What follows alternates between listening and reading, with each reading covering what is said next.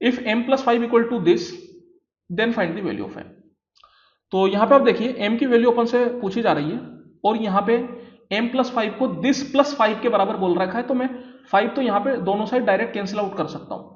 तो एक तरीके से m इक्वल टू क्या गया, सेक स्क्वायर है, कोसेक स्क्वायर है, 1 माइनस कोस स्क्वायर है और 1 माइनस साइन स्क्वायर है।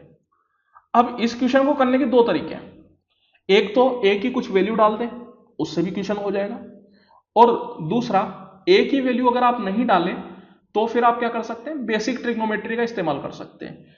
आपकी मर्जी हो जिससे करिए, दोनों से ही क्वेश्चन आसान है, मैं दोनों से ही आपको करके बताता हूं। सबसे पहले तो यहां पे अगर मैं a की कुछ वैल्यू डाल दूं, तो जैसे a की वैल्यू यहां पे मैं क्या डाल सकता हूं, तो 0 और 90 नहीं डाल सकता, बिकॉज 0 और 90 पे सेक और कोसेक में नोट डिफाइन हो जाते हैं। जैसे कि कोसेक की बात करूं तो ये 0 पे नोट डिफाइन हो जाता है और सेक जो है वो 90 पे नोट डिफाइन हो जाता है।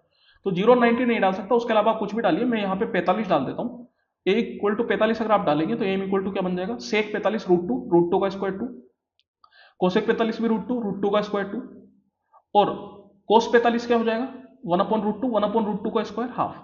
सेम तरीके से साइन 45 भी 1 अपॉन रूट टू और 1 अपॉन रूट टू का स्क्वायर हाफ। तो यहाँ पे आप देख सकते हैं ये आ गया 2 into two, half into half, तो ये ऊपर नीचे कैंसिल आउट होकर आंसर आ गया 1 के बराबर। यही आपका आंसर हो जाएगा। यही चीज को अगर आप बेसिक ट्रिग्नोमेट्री से करते तब भी इतना ही आसान होता, क्योंकि क्वेश्चन ही आसान है। अपन जानते हैं कि 1 माइनस कोस स्क्वायर जो है वो सेक सॉरी जो साइन स्क्वायर के बराबर होता है, और 1 माइनस साइन स्क्वायर जो है वो कोस स्क्वायर के बराबर होता है। और अपन यहां पर जानते हैं सेक स्क्वायर जो है वो 1 अपॉन कोस स्क्वायर होता है, और कोसेक स्क्वायर जो है वो 1 अपॉन साइन स्क्वायर होता है। तो यहां पे आप देखिए सब आपके पास कैंसिल आउट हो जाएगा, साइन स्क्वायर से साइन स्क्वायर गया, कोस स्क्वायर से कोस स्क्वायर गया, आंसर 1 ही आएगा। तो मैं बोल सकता हूं कि a की वैल्यू डालने से भी ज्यादा आसान है बेसिक ट्रिग्नोमेट्री इस क्वेश्चन में, क्योंकि अगर आपको थोड़ी सी ट्रिग्नोमेट्री अच्छे लेवल पे आती है तो आपको कुछ भी नहीं करना था, आप हवा में भी इस क्वेश्चन को कर सकते थे।